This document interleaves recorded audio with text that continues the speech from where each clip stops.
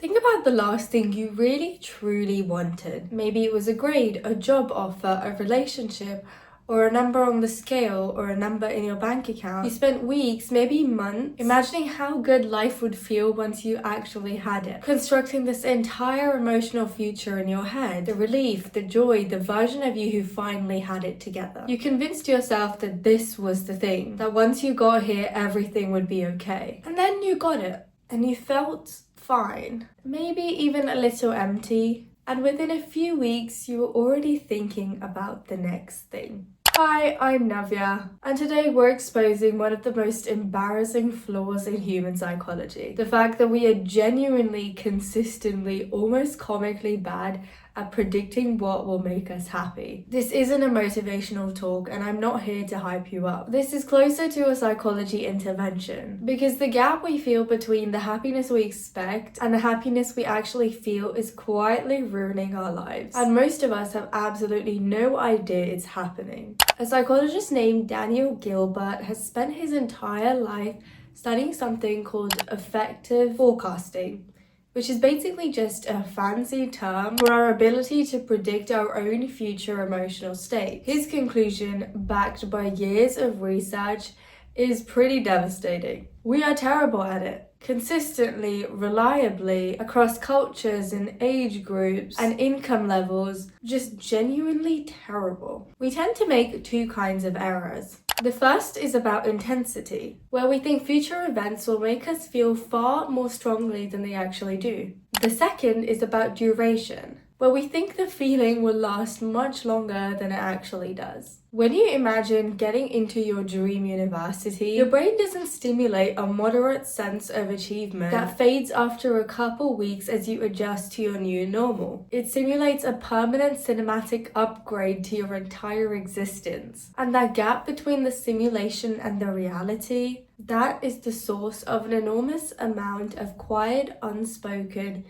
human suffering. Your brain is actively working to stop you from feeling bad, and it's really, really good at it. Gilbert calls it the psychological immune system, which is the set of largely unconscious mental mechanisms that help us rationalize, reframe, and recover from negative experiences way faster than we actually anticipate. When something bad happens, our brains immediately start building a story about why it was fine. Actually, why it was necessary, why we're better off, and why it happened for a reason. We are, when you think about it, walking, talking rationalization machines. The irony that makes this so frustrating is that the same system that protects us from the devastating lows also prevents us from holding on to the highs that we worked so hard to chase. When you finally get the thing you wanted, your brain starts normalizing it almost immediately. The achievement that was supposed to transform your life just becomes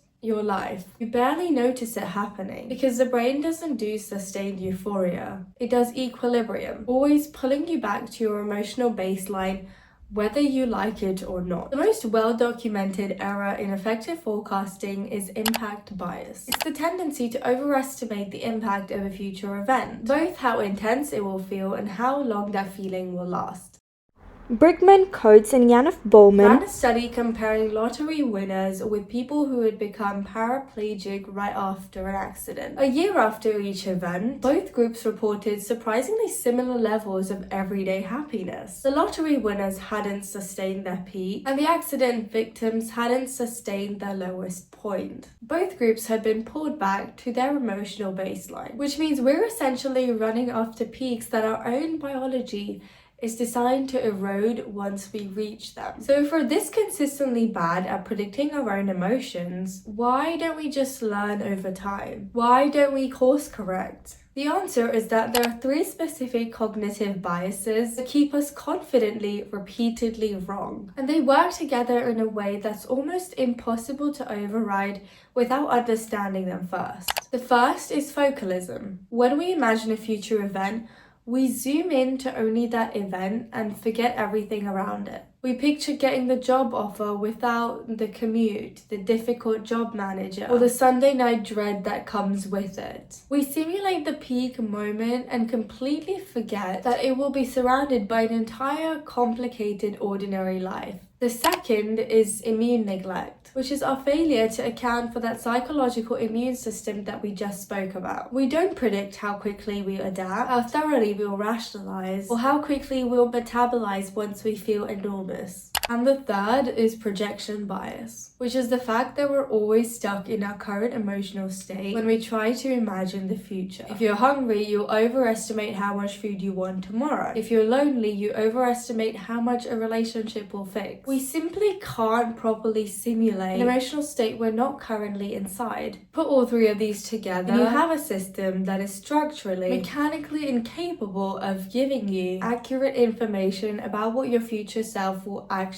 feel. So what do we actually do about it? I'm a psychology student, not a nihilist, so I'm not here to tell you that goals are pointless or that nothing matters. I'm here to tell you to update your model of how happiness actually works. The first thing we can do is shift to a process-based identity rather than an outcome-based one. The research consistently shows that people who find meaning in the pursuit itself, in the engagement, the curiosity, the day-to-day effort, are far more consistently satisfied than people who stake everything on the result. The work is the point. The life you build while chasing something matters more than the moment you get there. Your brain is not a reliable narrator of your future feelings. It will tell you that the job will fix things, that the grade will finally prove something, and it will tell you all this with complete confidence. It's not doing it maliciously, it just doesn't know any better, but it will consistently oversell every destination and consistently undersell every journey. And if you don't know what's happening, you'll spend your whole life feeling vaguely let down by things you worked incredibly hard to get. The most useful thing I've taken from Gilbert's work is this. The present is consistently underrated. We are so busy living in the emotional futures we've constructed that we walk through our actual lives as if they're just waiting rooms for something better. Your brain will keep simulating futures for you. That's fine, and you can't stop it. Just stop mistaking the simulation for a promise. Thank you guys so much for watching. I'm Navya, and if this video resonated with you, please consider subscribing because it would help me out so much. I hope to see you in my next video. Bye!